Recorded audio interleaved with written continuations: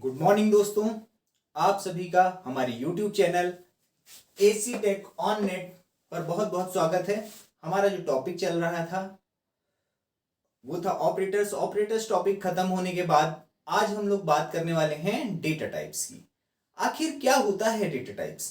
आप सब लोग लगभग डेटा टाइप्स के बारे में जानते होंगे, या नहीं जानते तो आप सिंपली इसका मतलब सोच लीजिए। डेटा टाइप्स मतलब डेटा का प्रकार, जो आप इंफॉर्मेशन रखना चाहते हैं उसका प्रकार क्या है। Which type of information you want to store, या और which type of information you want to use in your programs.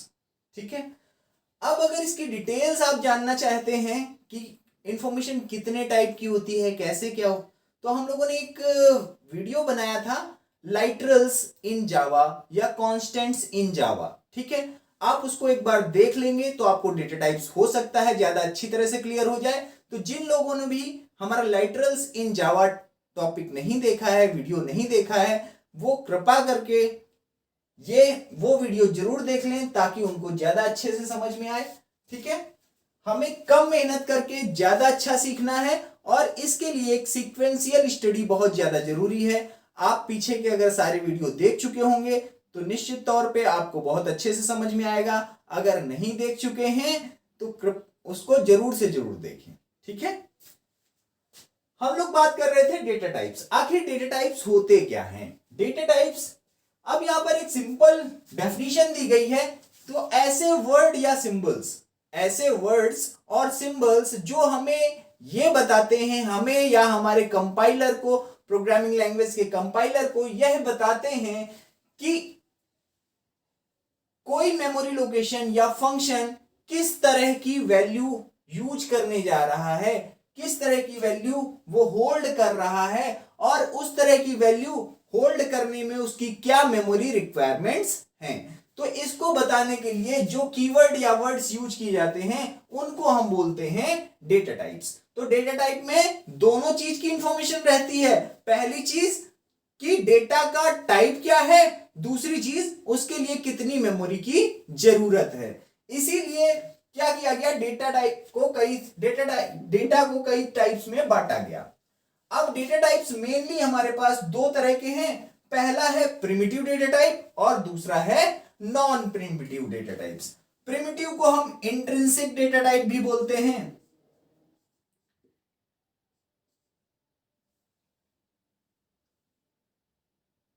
ठीक है,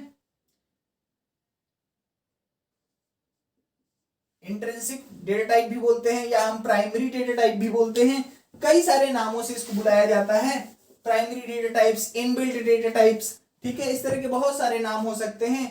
नॉन प्रिमिटिव डेटा टाइप्स में हमारे अक्सर रेफरेंस टाइप्स आते हैं। ठीक है, और नॉन प्रिमिटिव डेटा टाइप, देखिए जावा जो लैंग्वेज बनाई गई, तो ऐसा नहीं है कि उन लोगों ने नहीं सोचा कि कौन कौन से डेटा टाइप नहीं हो सकते हैं। उन लोगों ने सारे पॉसिबल डेटा टाइप्स पहले से ही सोच रखे हैं, लेकिन कई बार हमें कॉम्बिनेशंस की जरूरत होती है। एग्जाम्पल के तौर पे अगर हम बात करें डेट ऑफ बर्थ की, तो डेट ऑफ बर्थ में हमारी तीन चीजें होती हैं। पहला डे, मंथ और ईयर। ठीक है, आप ये तीनों की तीनों वैल्यूज हमारी इंटीजर्स हैं, मतलब हम इंटीजर से रिप्रेजेंट कर सकते हैं। तो क्या एक डेट रिप्रेजेंट करने के लिए हम 3 वेरिएबल्स यूज करेंगे? यूज कर सकते हैं, डेफिनेटली यूज कर सकते हैं, लेकिन लॉजिकली वो ज्यादा अच्छा नहीं लगेगा। इसी तरह से अगर कोई एम्प्लॉय का रिकॉर्ड है या स्टूडेंट का रिकॉर्ड है तो उसमें भी कई सारे फील्ड्स होते हैं। तो ये जो रिक्वायरमेंट्स है हमारी, वो सब प्रिमिटिव डेटा टाइप्स की हेल्प से पूरी हो सकती हैं। कैसे हो सकती हैं? देखिए, डेटा हमारा दो ही तरह का होता है, एक न्यूमेरिक और दूसरा टेक्स्ट। न्यूमेरिक और टेक्स्ट दोनों की व्यवस्था है हमारे प्रिमिटिव डेटा टाइप्स में। कैसे है? देखिए, प्रिमिटिव डेटा टाइप्स के 2 पार्ट्स में डिवाइड किया है हमने, न्यूमेरिक और नॉन न्यूमेरिक। न्यूमेरिक में आपके आते हैं इंटीजर टाइप्स और फ्रैक्शनल टाइप्स। इंटीजर टाइप्स में वो नंबर्स आते हैं जो कंप्लीट होते हैं, मतलब जिसमें डेसिमल पॉइंट के बाद कोई भी वैल्यू नहीं होती है। ऐसे नंबर्स को हम इंटीजर्स बोलते हैं। और उन इंटीजर्स को रिप्रेजेंट करने के लिए हमारे पास 4 टाइप्स अवेलेबल हैं, 4 प्रिमिटिव टाइप्स अवेलेबल हैं। पहला है बाइट। जो बाइट है वो हमारा मेमोरी में कितनी जगह लेता है, वो 1 बाइट की जगह लेता है। इसी तरह दूसरा है शॉर्ट, शॉर्ट हमारा मेमोरी में कितनी जगह लेता है, 2 बाइट्स की जगह लेता है। इंट, इंट हमारा मेमोरी में कितनी जगह लेता है, 4 बाइट्स की जगह लेता है। और लॉन्ग, लॉन्ग हमारा मेमोरी में कितनी जगह लेता है, 8 बाइट्स की जगह लेता है। ठीक है, इस तरह के 4 डेटा टाइप्स हमारे अवेलेबल हैं प्रिमिटिव डेटा टाइप्स में इंटीजर्स को रिप्रेजेंट करने के लिए। आगे हम देखें तो फ्रैक्शनल टाइप्स, मतलब ऐसे नंबर्स जिनमें फ्रैक्शन होता है, जिनमें पॉइंट के बाद भी कुछ डिजिट्स होती हैं, उनको हम बोलते हैं फ्रैक्शनल टाइप्स। उनको रिप्रेजेंट करने के लिए हमारे प्रिमिटिव डेटा टाइप्स में 2 तरह के डेटा टाइप हैं। पहला है फ्लोट, फ्लोट हमारा 4 बाइट्स की मेमोरी यूज करता है। और दूसरा है डबल, डबल हमारा 8 बाइट्स की मेमोरी यूज करता है। ठीक है, फिर नॉन न्यूमेरिक डेटा टाइप की बात करें तो यहां पर हमारे पास 2 डेटा टाइप हैं। पहला है कैरेक्टर, कैरेक्टर क्या करता है, कैरेक्टर किसी भी यूनिकोड कैरेक्टर को स्टोर करने की कैपेबिलिटी रखता है। ठीक है, तो यूनिकोड कैरेक्टर कितने बाइट का होता था, 2 बाइट्स का होता था। तो इसके लिए मेमोरी जो रिजर्व की गई है वो 2 बाइट्स की मेमोरी है। लास्ट है आपका primitive data type Boolean. Boolean कैसी वैल्यूज रखता है, बुलियन हमेशा लॉजिकल वैल्यूज रखता है। लॉजिकल वैल्यूज में कौन कौन सी आती हैं, ट्रू और फॉल्स आती हैं। हम लोगों ने पहले भी बात की है कि ट्रू और फॉल्स जो वैल्यू है, ट्रू को रिप्रेजेंट करता है हमारा 1 और फॉल्स को रिप्रेजेंट करता है 0।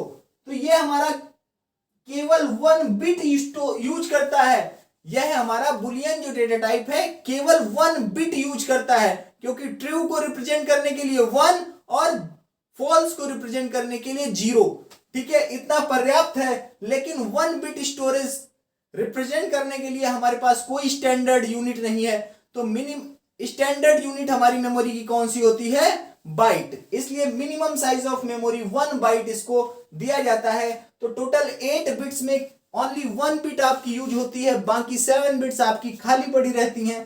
ठीक है, तो ये हमारा हो गया पूरा कंस्ट्रक्शन। तो आप ध्यान से देखिए, ये जो प्रिमिटिव डेटा टाइप है, यहां पर कैरेक्टर्स भी रिप्रेजेंट हो सकते हैं और नंबर्स भी रिप्रेजेंट हो सकते हैं। तो हमें वास्तव में तो सेकेंडरी डेटा टाइप्स की जरूरत नहीं थी, लेकिन फिर से वही एग्जांपल जो हमने date of birth, employ, student, book, city, इन सब के बारे में दिया था, वो सारे एग्जांपल्स हमें ये बताते हैं कि नहीं, कई बार हमें कई सारे कॉम्बिनेशंस, इन्हीं प्रिमिटिव डेटा टाइप्स के कई अलग अलग कॉम्बिनेशंस यूज करने होते हैं। और उनको आपस में जो कंबाइन करके हम जो नए डेटा टाइप्स बनाते हैं, उन्हीं को हम नॉन प्रिमिटिव डेटा टाइप बोलते हैं। और इसमें जो मेन आते हैं हमारे, वो एरेज, क्लासेस और इंटरफेसेस हैं। इनके बारे में डिटेल में हम आगे चैप्टर्स में पढ़ेंगे। ये पूरे के पूरे चैप्टर है। एरेज भी हमारा एक बहुत बड़ा चैप्टर है, क्लासेस भी बहुत इंपॉर्टेंट चैप्टर है, और इंटरफेसेस भी हमारा इनहेरिटेंस में पढ़ा जाने वाला बहुत ही इंपॉर्टेंट टॉपिक है। ठीक है, तो इनके बारे में डिटेल में हम आगे पढ़ेंगे। इसी के साथ जो वीडियो है हमारा डेटा टाइप्स का, वो समाप्त होता है। आप चैनल को सब्सक्राइब करना और बेल आइकन को प्रेस करना ना भूलें। धन्यवाद।